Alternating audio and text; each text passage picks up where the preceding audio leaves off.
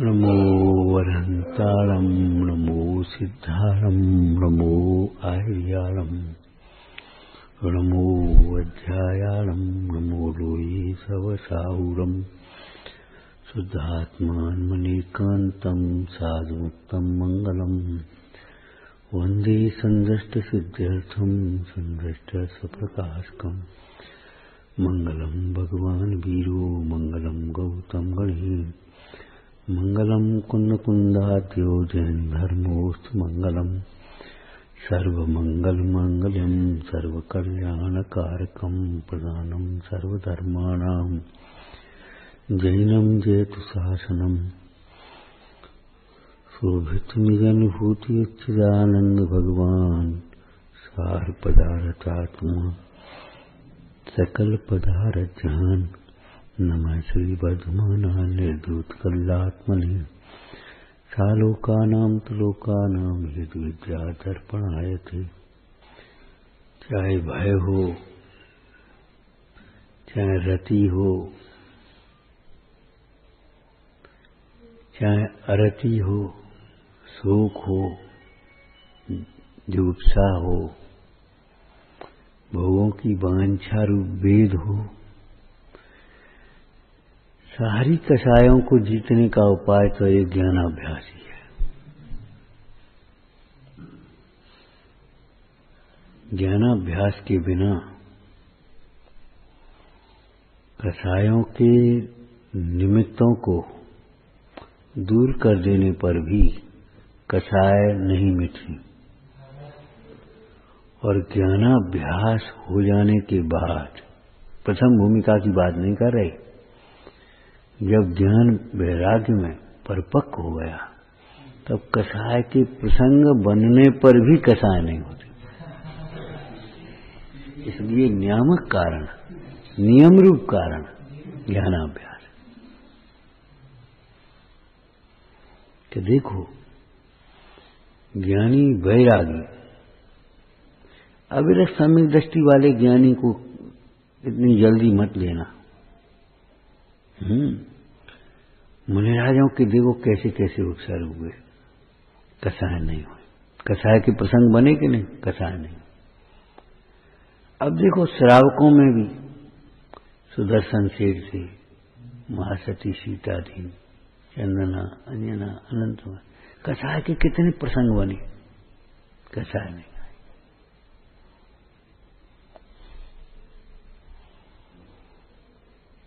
विचार करो, अंजना जैसी स्थिति यदि आज किसी लड़की के जीवन में आ जाए तो क्या हो? तलाक ले। हम क्यों मरें? बोलो। आज अंजना जैसी स्थिति किसी लड़की के जीवन में आ जाए तो क्या होगा? और सलाहकार भी कैसी सलाह देंगे?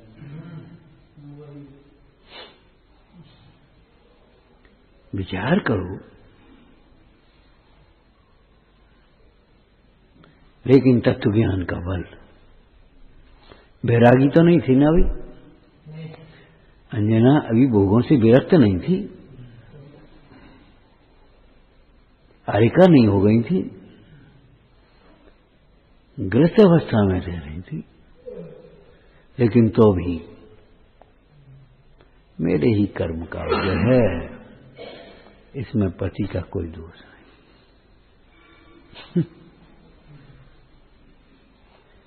बोलो, प्रसंग थे कि नहीं कषाय के?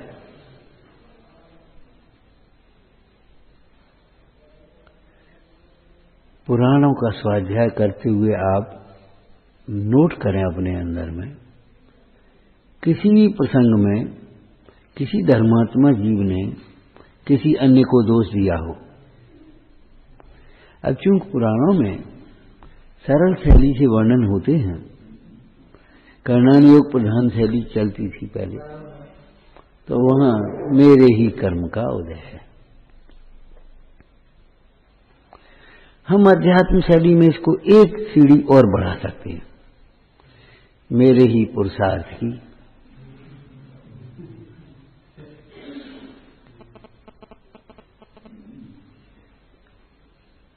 मेरे ही पुरुषार्थ की कमी। मुझे अपना पुरुषार्थ बनाना चाहिए। पुरुषार्थ को हम व्यवहारिक भाषा से, सरल भाषा में कहें तो मुझे अपना ही चिंतन बदलना चाहिए, मुझे अपना ही अभ्यास बढ़ाना चाहिए।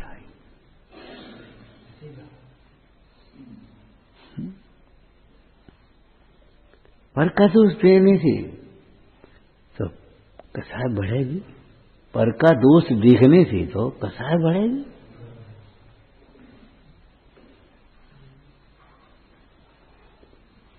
तो तत्व ज्ञान के अभ्यास के बिना कसाय का प्रसंग न हो, कसाय के निमित्तों को प्रयत्न पूर्वक हटा दिया गया हो, बहुत दूर चले आए हों कसाय के प्रसंगों से, तो भी कसाय आ जाएगी।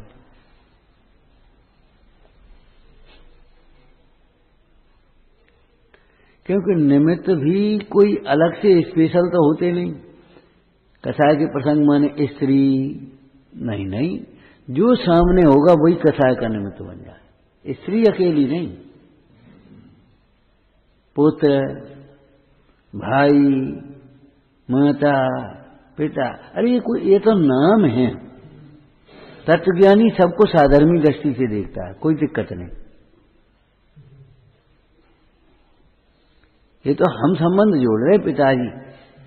पिताजी भी साधर्मी हो सकते हैं, नहीं हो सकते? क्यों? ये तो उन्हें तत्वज्ञान का अभ्यास है, धर्म साधना कर रहे हैं, तो भी साधर्मी नहीं हो सकते क्या? नहीं, ये तो पिताजी ठगों की टोली।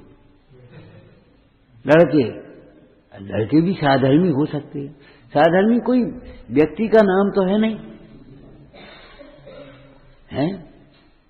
बोलो, जो धर्म कार्य में सहायक हो, धर्म कार्य की अनुमोदना करे, वही साधर्मी है। कहीं चले जाओ, कसाएं हैरान करेंगे।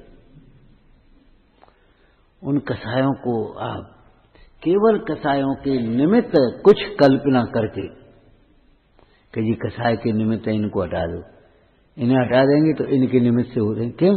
जेव वही काम करेंगे, जे होंगे रहे। अब इन्हें हटा दो तो जे होंगे रहे, इन्हें हटा दो। अरे भाई, कुछ ऐसी बात सुनाओ जो जे होंगे नहीं। मैंने अपनी शैली बदलो, और कोई उपाय नहीं है। समझ में आया?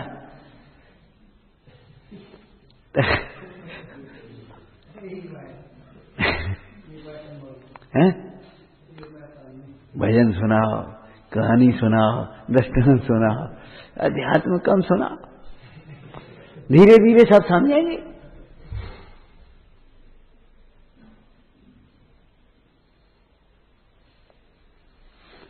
मतलब कसाय का निमित्त हमने एक स्पेशल मान लिया।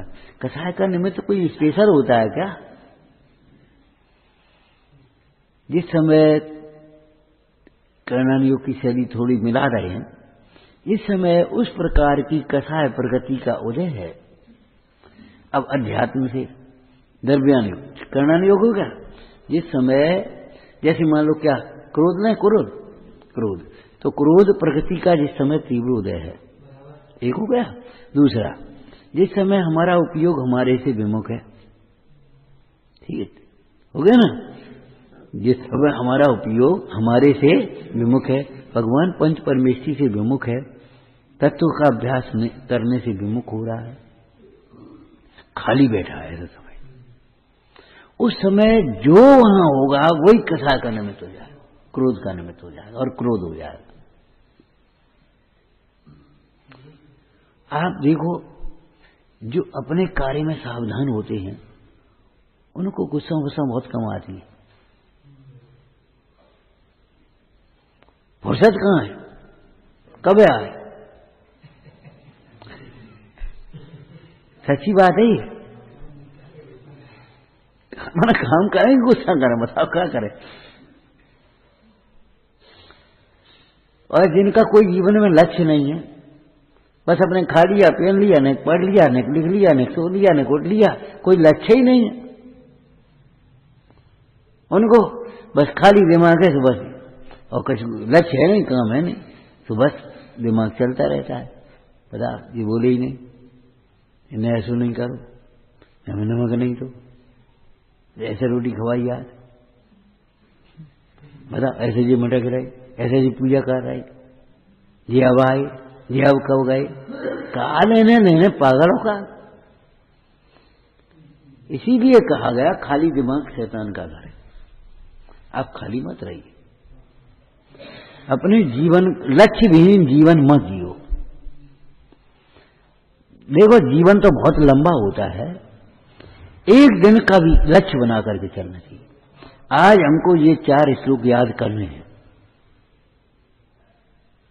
तब आपको टाइम मिलेगा, तब आप एकाग्रता कर पाएंगे। बस नहीं करे, वो में ध्यान नहीं रहो, हम भूल गए, अब का ठलुआ हो तुम,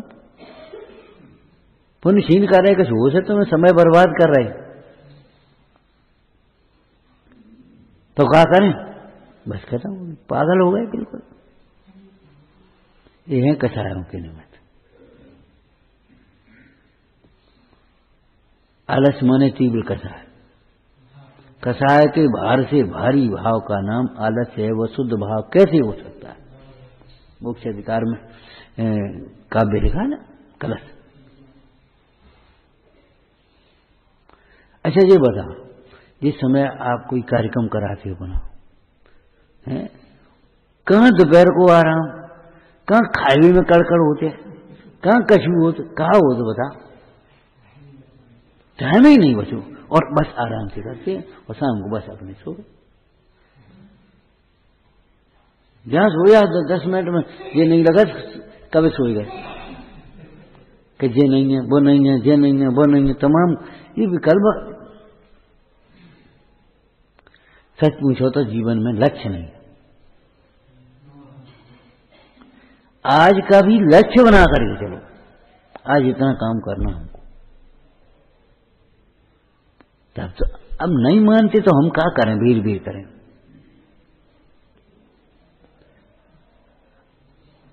हम भीड़ भीड़ करें। डॉक्टर से एक से पूछा, किसी को पेट में दर्द था, कैसा, तो कचौड़ी खाना चाहिए कि नहीं खाना चाहिए? अब बता, ये कोई बात है?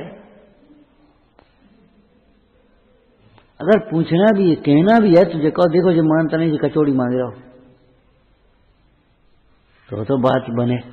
तो कचौड़ी खाना चाहिए कि नहीं खाना चाहिए पेट दर्द में? पेट दर्द में कचौड़ी को कह दी खा ले, बता कौन कहेगा? पूजा खत्म में बातें करना चाहिए कि नहीं करना चाहिए? स्वाध्याय में सोना चाहिए कि नहीं सोना चाहिए? अब बता कि कोई प्रश्न है, क्या करें बता?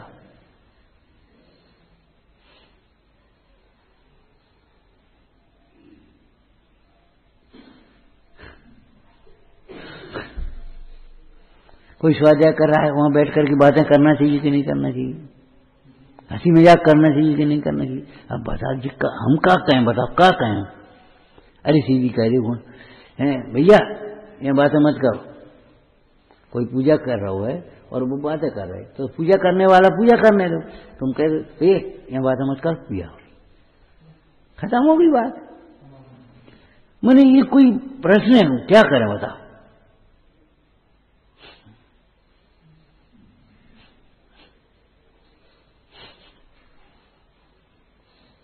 अब इसको कौन कह देगा कि बताओ कर हंसी मजाक करना चाहिए या बातें करना चाहिए या नहीं करना चाहिए? साहब खाते पीते में बातें करना चाहिए कि नहीं करना चाहिए? हंसी मजाक करना चाहिए कि नहीं? अब बताओ। सीधी कह रहे भैया शांति से भोजन करो, खत्म हो गई बात। सरल शैली अपनाओ भाई, सरलता ला जीवन में, करिए सरल तुम योग अपने, इसलिए बात नहीं कर पाते हैं।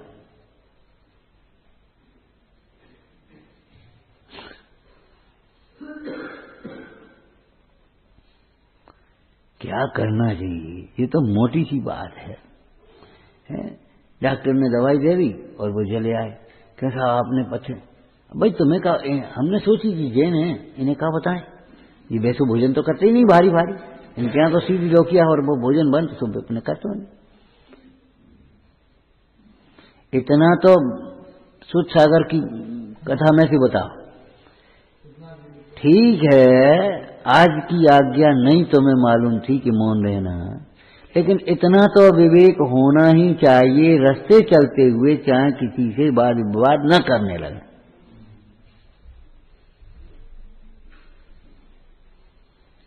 रास्ते चलते हुए वाद विवाद न करने लगे, इतना तो विवेक होना ही चाहिए। अब जो बात कहें, एक बार आपको याद है बाबू भाई से पूछे, आप ये तो कहते नहीं हो पानी खान के भी और रात में भोजन नहीं करो, जमी कर मत खाओ जी। भैया हमें क्या मालूम तुम सब जीव सब करते हो।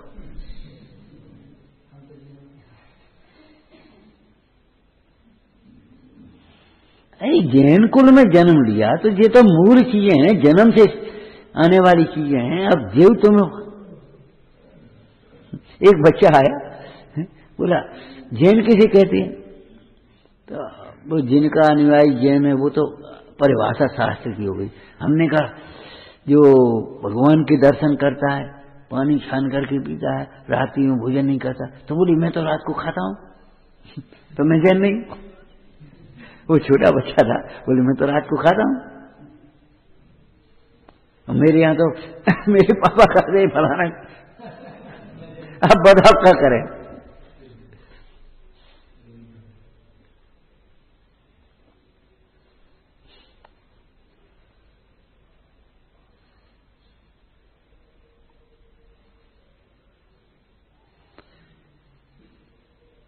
तत्व ज्ञान के बिना कषाय के प्रसंग न हो तो अभी कुछ कल्पनाएं करके कषाय होती है। एक बहुत सुंदर शब्द आया, बाबा जी कहते थे कभी कभी कि ये उठाई किया नई नई कल्पनाएं कर करके दुखी होता है। यहां से उठाए वहां से उठा, मैंने कभी नहीं अपनी कल्पना करने लगी। वो तुम्हें स्वाभिमान नाम की एकांकी पढ़ी? क्यों भाई तुमने ये कैसे कहा ये मंत्री ने अंगूठी लिया और ये अंगूठी इस झोपड़ी में रखी है, इस झोपड़िया में रखी है कि ये रोज जाते थे, वो 4 दिन से हम जाते हुए देख रहे। मंत्री ने कहा भैया ये झोपड़िया तो हमारी साधना स्थली समझो। राजमंत्री बन गया और राज की हमें कोई मतलब था नहीं, स्वार्थ था नहीं, प्रजा की भलाई के लिए काम करते रहे। जिनके स्वार्थों को ठेस पहुंची तो उन्हें अपने विचार ने अपनी कल्पनाएं करी। तुम्हें मालूम है जिस दिन से मंत्री बने उस दिन से हम एक भी दिन ऐसा नहीं हुआ जिस दिन इस कुटिया में नहीं आए। इस कुटिया में बैठ करके हम सोचते थे हमारा तो ये स्थान है, महल तो ठीक है जब तक है तब तक है, का लेने गए। वो हमें अभिमान से बचाती थी, हमारे स्मरण कराती रहती थी। लेकिन उस शंकाशील को क्या लगा 4-6 दिन से आ रहे, हमने 4-6 दिन से देखो तो ये कसाय की प्रसंग बाह्य निमित्त न बनने पर, टोटमल जी ने लिखा है, कहीं लिखा है, परद्रव्य जबरन परिणाम नहीं बिगाड़ते। जब जीव के परिणाम जीव के परिणाम बिगड़ते हैं, परद्रव्य का निमित्त होता है, कभी नहीं भी होता, जबरन अपनी कल्पना कर करके दुखी हो देता है। सामने वाला घरों में ऐसा बहुत होता है, वह अपने धुन में लगे, अपनी ये आए और सो जाए, हमसे बोले ही नहीं, हमसे फलाना नहीं करो, हमसे पूछते ही नहीं, 10 मिनट हमारे लिए 10 मिनट नहीं है। अब बताओ भैया तो और जबकि उसके मन में कोई बात ही नहीं होता, अपने ठीक है चलो कोई अपने करे। तो तत्व ज्ञान के अभ्यास के बिना अंतर्दृष्टि के बिना कसाय के प्रसंग निमित्त न होने पर भी कसाय होती है, अथवा तो जो सामने होता है वही निमित्त होता है। कभी कभी आपको देखा है, सर्वेक्षण किया है, कोई पूजा करने गया और पूजा करने लगे, अब वो जबरन कसाय आ रही, बता ये तो पूजा को चले गए, उन्हें आराम से पूजा कर रहे बिना का चिंता है। अब बताओ, पूजा करना कसाय का कारण तो नहीं है, लेकिन उसको कसाय आ रही मुंह से। पिताजी का बोल बंद हो गया, मरण का समय नजदीक, लड़कों ने सोचा दुकान उकान तो रोज खोलते रहते, आज पिताजी के पास बैठ जा, हाँ इनको संतोष हो, इन्हें जब लगे कि लड़का दुकान पे चले गए पाए पाए। अब चारों बैठ गए, 4 लड़के से चारों बैठ गए। अब पिताजी को अब आवाज तो नहीं करे नहीं, अब भी कहीं जी तो बड़ा रहे, कहीं कहीं चाह रहे, तो भैया बुलाया, अब देखो कोई दवाई दे, उसने भूल गया जाने का कहीं चाह रहे, तो उन्होंने कचू घिस के वो दवाई दी, तो आवाज निकली, अरे हम तो हमारे सब जन सबके सब दुकान में यहीं बैठे, दुकान को खोल रहा है। अब बताओ कोई कसाय का प्रसंग है? बोलो कसाय का प्रसंग हो तो बता। और तत्व ज्ञान के अभ्यास के बिना, वो तत्व ज्ञान के अभ्यासी जीव को कसाय के प्रसंग बने तो भी कसाय नहीं, और नहीं तो जितने पुराणों में उपसर्ग लिखे हैं और जितनी घटनाएं लिखी हैं आज अपने जीवन में शतांश नहीं है। समाधिमानकार ने वैसे ही नहीं लिख दिया तो तुम्हारे जी कौन दुख है। उन प्रसंगों के सामने तुम्हारे प्रसंग क्या है?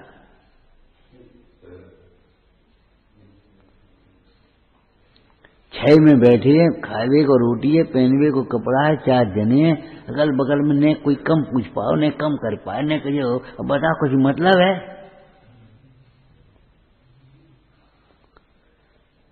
तो क्या लिखा? अकेला भय ही नहीं, मृत्यु का भय। यहाँ तो मृत्यु के भय की चर्चा है, लेकिन अकेला मृत्यु का भय ही नहीं, समस्त कसाएं संसार में आसक्त, विषयों में आसक्त जीवों के होती हैं, लक्ष्य विहीन जीवों के होती हैं। लक्ष्य विहीन जीव कसायों में उलझा रहता है, और जिसका लक्ष्य है, कहाँ फुर्सत है, कब फुर्सत है? एक महात्मा से पूछा, बाल ब्रह्मचारी, महाराज आपके पास सब लोग आते हैं, स्त्रियां भी आती हैं, आदमी भी आते हैं, सुंदर भी आते हैं, आपको कभी विकार नहीं होता? बोले कब हो? कभी फुर्सत हो, कब हो विकार? टाइम ही नहीं है। जैसे मोही जीव को धर्म ध्यान के लिए वो टेम नहीं है, पूजा के लिए स्वाध्याय के लिए टेम नहीं है, ऐसे ज्ञानी जीवों को कसाय के लिए टेम नहीं है। जैसा समझ लो,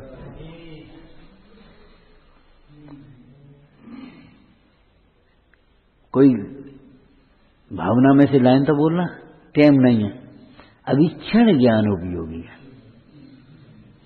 अभिक्षण ज्ञान उपयोगी, फुर्सत ही नहीं है अभी। भजन की लाइन बोलो, संत निरंतर, निरंतर अभी आए कहां से जी?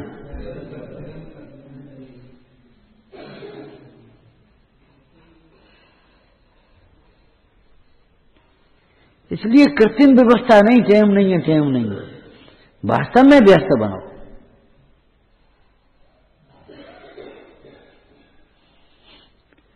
इतने व्यस्त बनो, इतने व्यस्त हो जाओ अपने स्वरूप की काम है। लाइन बोल सकते हो कुछ? दिन रात आत्मा का चिंतन, मृद संभाषण में यही कथन, निर्वस्त्र दिगंबर काया से भी प्रकट हो रहा अंतर में।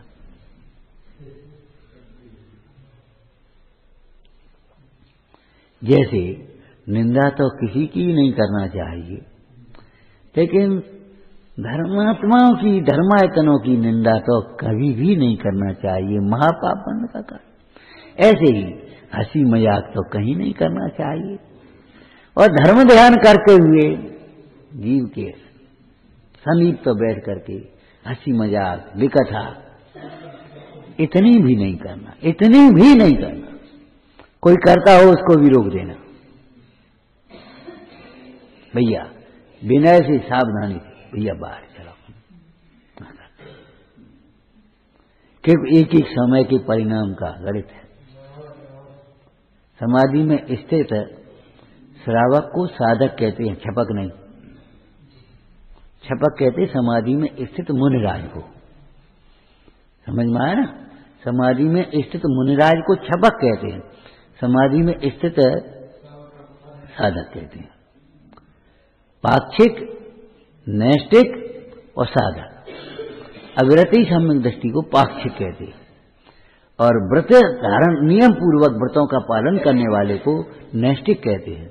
और जीवन में व्रत पालने के पश्चात जब वह समाधि में स्थित होते हैं तब उन्हें साधक कहते हैं। सामान्य रूप से सबको साधक कहते हैं। साधक जीवन, साधक जीवों की साधना। मुनिराज को भी साधक कहेंगे, उत्कृष्ट साधक तो मुनिराज ही है। हाँ, लेकिन समाधि में स्थित जो श्रावक है उसे साधक कहेंगे, छपक नहीं कहना, ध्यान रखना, ठीक है ना? तो विचारना क्या लिखा है श्लोक में? नहीं, भय तो किसको होता? भयभीत होना भी नहीं और भयभीत करना भी। एक बोले आपके महाराज हैं, एक डंडा तक नहीं रखा था अपने पास कि भैया न डरते हैं न डराना है किसी को। डंडा काहे को रखे? या तो डर लगा तो आप बंदूक कौन रखता बता? डंडा के तो अब समय ही बहुत वैसे हो गए हैं, डंडा कौन रखे? या तो डराने के लिए या डर लगता होगा। उन्हें न डरना है न डराना है, भयभीत करके कोई काम नहीं करते। वास्तु स्वरूप को बताते हैं कि संसार से भय उत्पन्न करते हैं कि नहीं? कि हाँ, संसार से भय उत्पन्न करना भी एक प्राथमिक सीढ़ी है। बाद बाकी संसार से विरक्त करते, भयभीत नहीं। संसार का स्वरूप दिखा करके संसार से विरक्त करते। तो कैनान योग पद्धति से मुनिराज को क्या नाम, किसी भी पुराण के धर्मात्मा पुरुषों को पढ़ना या वर्तमान में देखना, क्या मेरा ही कर्मोदय है, किसी का कोई दोष नहीं। द्रव्यान योग क्या कहता है? मेरे ही पुरुषार्थ की विपरीतता है, मेरे ही विचारों की विपरीतता है, किसी का दोष नहीं। चरणान योग क्या कहता है? अरे अब इस समय मुझे पंच परमेष्टि का स्मरण करना चाहिए, इस समय मुझे मौन रहना चाहिए। सबकाचार की भाषा याद है? इस समय मेरे परिणाम में क्रोध की तताई उत्पन्न हुई है, ताते मुंह को मौन रहना ही उचित है। कहना नहीं हो क्यों? क्रोध में गुस्सा में कुछ निकल जाए तो अब याद वातावरण खराब हो जाए।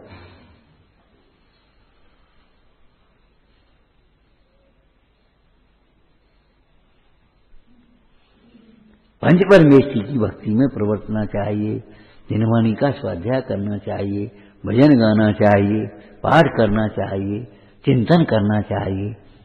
ये है इसका चरणान योग आ गया।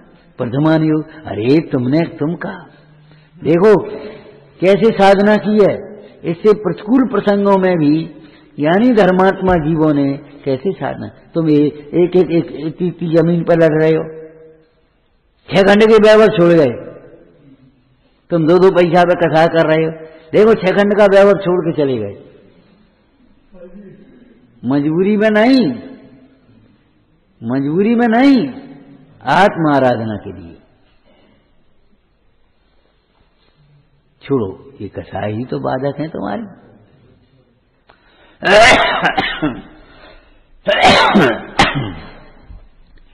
तो ज्ञान और वैराग्य जिसके चित्त में बस गया है, सुहा गया है, उसके बिना चैन नहीं पड़ता है।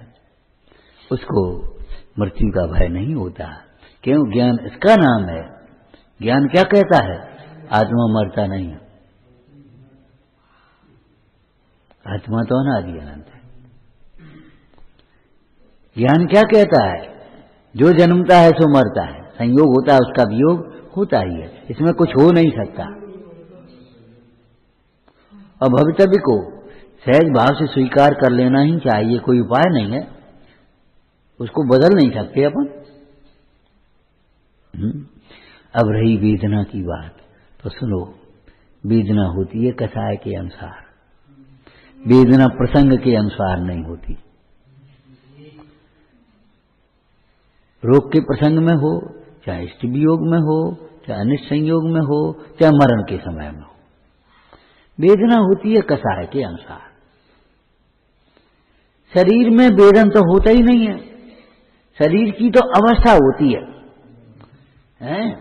अब जिस समय आत्मा निकलती है, जीव निकलता है शरीर से, उस समय ठीक है खिंचाव सा होता है, ऐंठन सी होती है, वो शारीरिक अवस्था है। आपने देखा होगा किसी के सोते सोते चले जाते, किसी के प्राण निकलने के बाद भी ऐसा लगता है जैसे कोई, अब मन मानने को तैयार नहीं होता ये जीव निकल गया इसमें से, इतनी शांतता होती है। भयंकर रोगों के प्रसंग में भी वेदना नहीं होती। वेदना है बहिर्मुखी उपयोग में, देहाश्रित उपयोग में। इसलिए देहाश्रित जितना उपयोग ज्यादा है उतना वेदन ज्यादा है, संक्लिष्टता ज्यादा है। भाजपा की शरीर की अवस्था है, जो शरीर की अवस्था तो होती है, और शरीर की अवस्था भी वेदनी कर्म के उदयानुसार, जिसकी तीव्र असाता का उदय है उसको शरीर में उस प्रकार की, जैसे तमाम प्रकार के रोग है ना, कैंसर है, अटैक है, कोई है, जी है, तो भयंकर वेदना होती है। कोई फोड़ा है, कोई और प्रकार की बात है, तो भयंकर वेदना उस समय होती है। लेकिन वेदना का कारण वो नहीं है, वहां उपयोग बढ़ जाता है। उस समय भी यदि कोई जीव वहां से उपयोग को हटा करके अपनी परमेश्वरी भगवान की भक्ति में लगा दे, उपयोग को बदल दे, भक्ति भजन गाने लगे, तो फिर असाता कर्म की भी संक्रमण हो जाता है, साता रूप बदल जाती है, और साता प्रकृतियों की उदीर्णा हो जाती है। तब तत्काल दुखी से सुखी हो जाए, ये भावदीपिका में चर्चा आई। और उस समय यदि कोई लौकिक जीव आ जाए और बातें करना, अरे भैया तुम तो बिल्कुल सूख गए, तुम तो ऐसे हो गो, अरे भैया बहुत कमजोर, तो फिर तत्काल असाता की उदीर्णा हो जाए तो वो वेदना बढ़ जाए। इसीलिए लौकिक जीवों को दूर रखा जाता है। समझ में आया? लौकिक जीवों को दूर क्यों रखा जाता है? इसीलिए रखा जाता है। ये तो धर्मशास्त्र और समाधि की बात है। हॉस्पिटलों में किसी को घुसने नहीं देते भीतर, वो तुम्हारा को आईसीयू क्या हुआ,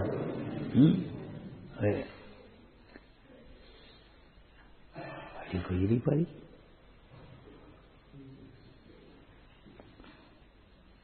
भीतर नहीं जाने देते क्या? बस खिड़की के बाहर से देख लो। पूरा हमारा चरणान योग के अनुसार का विवेक रखा जाता है। बाहर के कपड़े फपड़े और बाहर के उस प्रकार का अब वो इन्फेक्शन शरीर के मुंह से इतना बचाव रखते। हमारी चौकी में भी वही परिस्थिति थी। अगर चौकी में बनी रहती तो काय को जी नौबत आती, काय को नौबत आती है। अब वहां चाहे जैसे घुस गए और चाहे जैसे कपड़ा पहने चले गए, चप्पल पहने चले गए, तो फिर अब हम क्या करें? वहां करके बताओ, वहां भी नहीं कर पाओगे। ऐसे ही है समाधि स्थल में। आपको मालूम है, ये तो जैन दर्शन की बातें हैं, यानी किसकी मजार बनी है।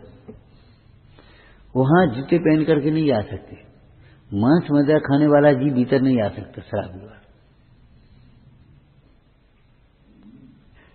लिखा है, नाम हमें याद नहीं अभी।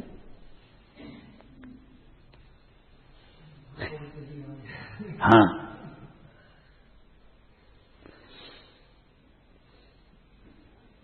मंदिरों में जो पवित्रताएं रखते थे उसका कारण यही थे, वहां का वातावरण परिशुद्ध बना रहे। ये सर्वेक्षण है, जहां जहां सिनेमा घर होते हैं, कसाई खाने होते हैं और वे गंदे सील रहित हैं होते हैं, वहां के परमाणुओं में उस प्रकार की अपवित्रता होती, मलिनता। बहुत दिन पहले पढ़ा था कि जहां कसाई खाने ना, उसके 1-8 किलोमीटर इधर उधर लोगों के परिणाम वैसे हो जाते, भी सुनते सुनते और उसमें सांस लेते लेते।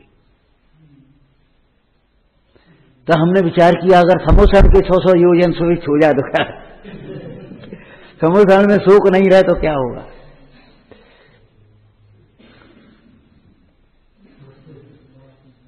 यदि कोई नहीं भी सुनने वाला जीव हो, 3 इंद्री तक सुनते नहीं, 4 इंद्री सुनते नहीं, लेकिन वहां भी अगर वो बैठे और अगर उसे स्पर्शन से, रचना से, अगर कोई धर्मात्मा जीव हो, वहां कोई पाठ कर रहा हो, सुन रहा हो, ऐसा कर रहा हो, तो उसको शांतता मिलती है अपने आप।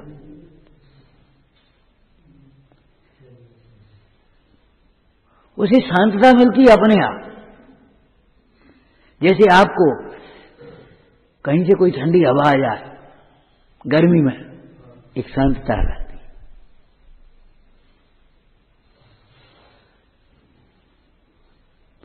केवल एक कर्णेंद्रिय का ही विषय नहीं है, इसीलिए एकांत स्थान में, तीर्थ क्षेत्रों में, जिन मंदिरों में सामायिक करने के लिए निर्देश दिया। इसका मतलब इससे क्या फर्क पड़ता है? अरे फर्क पड़ने की बात नहीं है, निमित्त नैमित्तिक संबंध है। फर्क तो तब मालूम पड़ेगा जब तुम करके देखोगे। इसी शास्त्र को आप खटिया में परे परे ऐसे पढ़ो और इसको बड़ी विनय से यहां विराजमान करके शुद्धता से पढ़ो, आपको स्वयं मालूम पड़ जाएगा क्या होता है। इसे क्या फर्क पड़ता है, अपना याद कर लेते हम, पढ़ते हैं। नहीं हो पाएगा। उसी भोजन को आप खड़े खड़े भोजन करें, चाहे कहीं बैठ करके, चाहे कहीं भोजन करें, और उसी को आप पवित्र स्थान पर बैठकर तसल्ली से हाथ पैर धोकर के भोजन करें, प्रसन्नता से, आप देखो कैसा लगता है। इसलिए द्रव्य क्षेत्र काल भाव का भी विवेक रहना चाहिए। सुद्रव्य आदि चारों मिले, इष्टोपदेश बोलो। जैसे वो स्वर्ण पाषाण होता है, वह स्वर्ण पाषाण अग्नि, उसका केमिकल घड़िया वड़िया उसके जो मिलते हैं ना, उसमें उसके शोधन होता है, तब वो शुद्ध सोना बन जाता है। कीटिकालिमा जल जाती है, अलग हो जाती है। ऐसे धातु तो ऐसे तो नहीं होगी क्या कहीं। इसी प्रकार से योग्य जीव हो, पात्र जीव हो, पुरुषार्थी जीव हो, उसको भी योग्य द्रव्य क्षेत्र काल भाव के निमित्त में अपना पुरुषार्थ उस प्रकार का जगता है और कार्य कर देता है। ऐसा ही निमित्त नैमित्तिक संबंध है। छायक सम्यक तो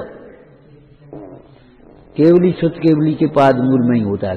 क्यों साहब वे दे देते हैं? अरे वे नहीं दे देते। उस प्रकार के परिणामों की विशुद्धता वहां होती।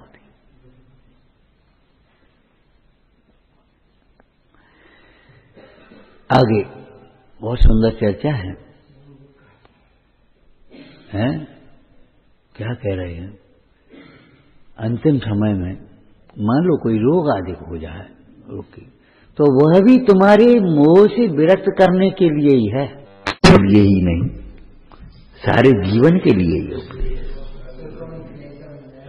विचारना।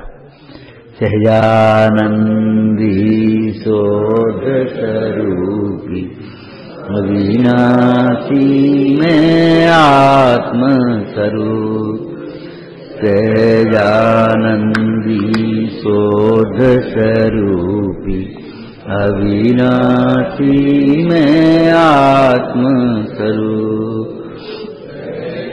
आनंदी शोध स्वरूपी अविनाशी में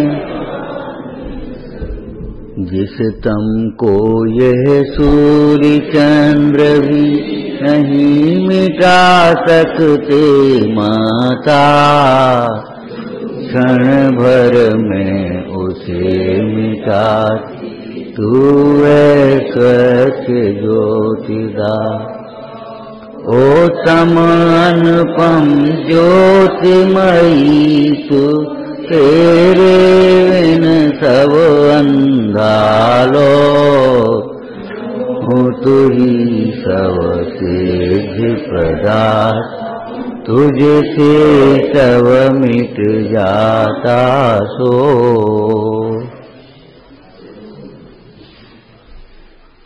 प्रमोद